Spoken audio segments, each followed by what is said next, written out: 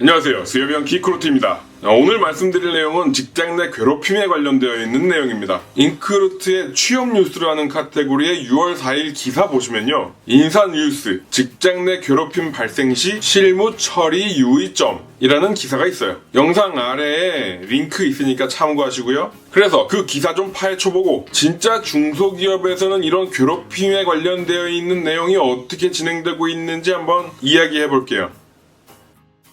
6월 15일 인터넷 기사에 나온 내용 볼게요. 직장 내 괴롭힘 당하시던 분이 자살하셨대요. 괴롭힘 당하던 내용, 특히 폭력과 비명 등이 휴대폰에 녹음되었고 이 자살하신 분의 따님께서 청와대에 재수사 청원하셨습니다. 아직도 공공연하게 직장 따돌림, 직장 괴롭힘이 이뤄지고 있어요. 실수나 누명, 모함 같은 거 말고 진짜 의도한 범행 같은 건 정말 함무라비 법전 진짜 부활시켜야 되지 않나 생각합니다. 눈에는 눈, 이에는 이, 이런 게 해결책이 아니라고 하더라도 이 법이 무서워야 그것 때문에라도 안 하게 될 텐데 라는 생각으로요. 직장 내 괴롭힘 방지법이 2019년 7월 16일부터 시행되고요. 고용노동부에서 시행법 매뉴얼 발표했습니다. 참고하세요. 제가 경험한 직장 내 괴롭힘은 꼰대가 누명을 씌운 정도고 진짜 같이 일하는 동료들이 저를 괴롭힌 적이 없는 데다가 저도 마찬가지로 누구를 괴롭힌 적이 없어요. 그렇게 알고 있어요. 그리고 저는 좀 그 생활 방식이 좀 단순하거든요. 나한테 안 맞아? 그럼 나도 안 해. 이런 식이에요. 내가 풀어줄 수 없는 나에 대한 오해가 있어? 그럼 풀지 마. 이렇게 좀 무시하면서 살아요. 이게 좀 마음 편하거든요. 각자 살아가는 방법대로 살아야지 내가 해보지 않았던 방법으로 뭔가 해보려고 그러면 누명 쓴 거, 괴롭힘 당하는 것 자체가 기분이 나쁘고 굉장한 스트레스인데 내가 또 뭔가를 해야 된다는 거에 대해서 스트레스를 더 받게 된단 말이에요. 저는 뭐 그렇게 생각해요. 자기 인생 스타일대로 해야지 마음 편하다. 인간관계로는 해결할 수 없는 직장 내 괴롭힘. 이 기사를 전체적으로 읽어드릴 수는 없고 요지는 이거예요. 상급자가 사람들 다 있는 곳에서 혹은 1대1로 면담을 하는 곳에서 쌍욕과 비속어 섞인 질타하는 거. 그래서 부하 직원이 너무 마음이 상해가지고 인사팀에다가 이걸 좀 조치해주기를 원했대요. 근데 많은 중소기업이 인사팀이 따로 있지 않아요. 인사팀이 있는 중소기업은 꽤 규모가 큰 회사입니다. 그리고 또 실제로는 사실 이런 일이 있다고 하더라도 동료 직원들하고 푸념 그리고 뒷담화 같은 거 하면서 속 풀어내는 정도, 혼자 삭히는 정도에서 끝날 거예요. 진짜 더럽고 치사해서 내가 참고 만다? 이렇게요. 특히 자신감 아니라 자부심, 그거 강한 상관일수록 더 할 겁니다. 우리 팀 아니고 내가! 이렇게 하시는 분들이요. 직원 칭찬하는 것보다도 나의 무용담을 얘기해서 직원들이 나를 칭찬하는데 집중해서 이야기하시는 분들. 이거 진짜 답답하죠. 그리고 이 기사에서 두 번째로 제시해주는 게 직장 내 괴롭힘 처리 절차에 대해서 자세하게 써줬어요. 직장 내 괴롭힘이 발생할 경우 근로기준법 76조 3항 내용을 예로 들어가면서 누구든지 신고 가능하고 사용자는 조사 기간에도 근무장소 변경이나 유급휴가 그런 피해자의 보호 조치를 해줘야 하고 괴롭힘이 인정되면 괴롭힘 행위자에 대한 징계와 인사조치 해줘야 하고 피해자가 원할 경우에 전환 배치, 유급휴가 같은 피해자 배려 조치, 피해자 및 신고자에게 불리한 처우를 하면 안 됨, 이런 게 법적으로 정해져 있대요. 사실 우리나라 중소기업이 300평도 안 되는 곳에서 옹기종기 모여 앉아가지고 팀별로 이렇게 나뉘어져 있는 그런 곳에서 일을 할 텐데 가해자를 다른 팀으로 배치한다고 얼굴 안 보는 사이가 될지도 않을 겁니다.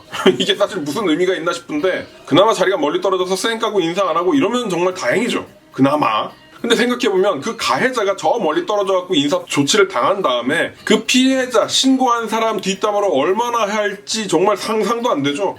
아마 이거 경험담들 댓글로 막 써주실 것 같은데 전 좀 기대하고 있습니다.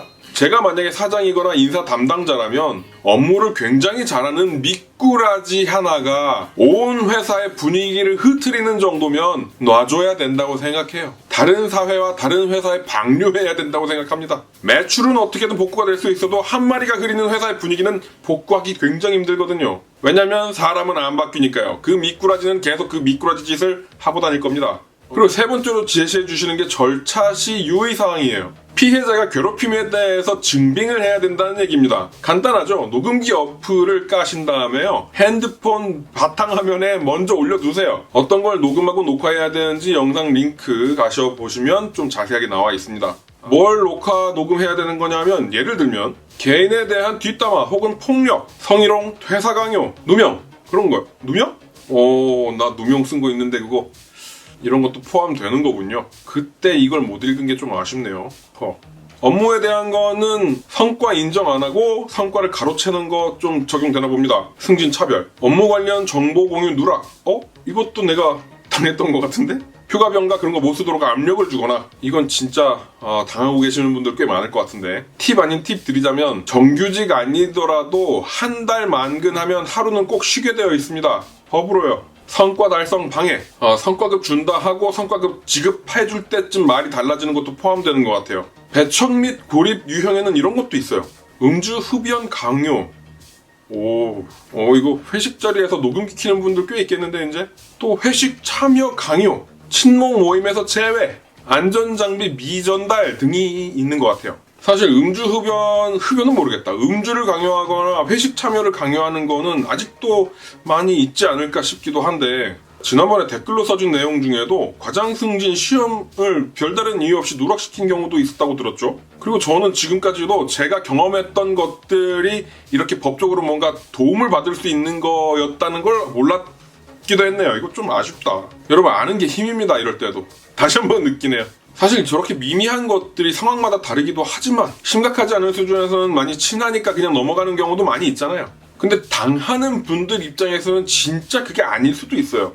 속이 좁아서가 아니고요. 당하는 사람이 돼보시면 알아요. 만약에 괴롭힘을 당하고 있는 것 같으면 준비하세요. 괴롭힘을 당하지 않을 수 있는 준비요. 일단 녹음기 어플을 핸드폰 바탕화면에 깔아두시는 거 잊지 마시고요. 어떤 상황으로 그게 마무리될지 모르겠지만 어쨌든 당한 입장에서 끝나면 안 되잖아요. 억울하니까. 괴롭히지는 말고요. 업무를 못하면 가르치세요. 가르쳐도 안 되면 인사평가에서 그냥 객관적으로 써주세요. 제가 그냥 직장인의 입장에서 계속 말씀드리기가 되게 애매하긴 한데, 그러니까 여러분, 업무 못한다는 소리 안 듣게 열심히 합시다.